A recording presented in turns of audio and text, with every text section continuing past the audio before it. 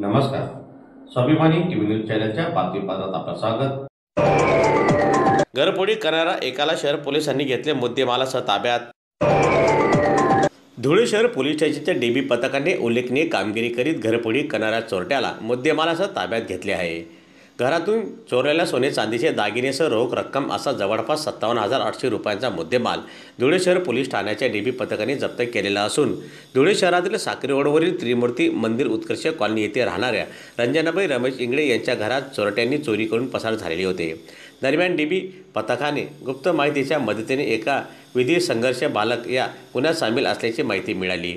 त्याला ताब्यात घेत त्याची विचारपूस केली असता त्याने साथीदारासह चोरी केल्याची कबुली दिली. दरम्यान त्याच्याकडून 500 रुपयांच्या 30 नोटा एकूण 15,000 रुपये जप्त करण्यात आले असल्याची माहिती पोलीस प्रशासनातर्फे प्रसारमाध्यमांना देण्यात आली. नमस्कार, मी दीपक पाटील, धुळे शहर पोलीस स्टेशन. श्रीमती रंजना रमेश इंगळे, वय 54 वर्ष, राहणार उत्कर्ष कॉलनी यांनी घरफोडी संदर्भात फिर्याद दिल्याने सदरचा गुन्हा पोलीस स्टेशनला दाखल करण्यात आला.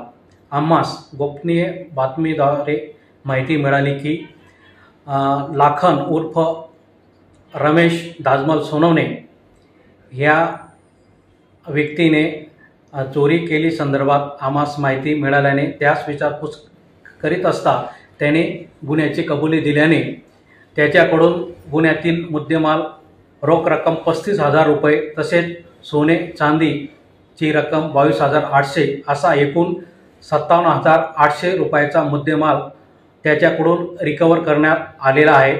सदरची कामगिरी ही माननीय पोलीस अधीक्षक दिवरे सर, अप्पर पोलीस अधीक्षक देवरे सर, माननीय उपविभागीय पोलीस अधिकारी उपासे सर तसेच डीबीचे सर्व अंमलदार यांनी मिळून केलेली आहे.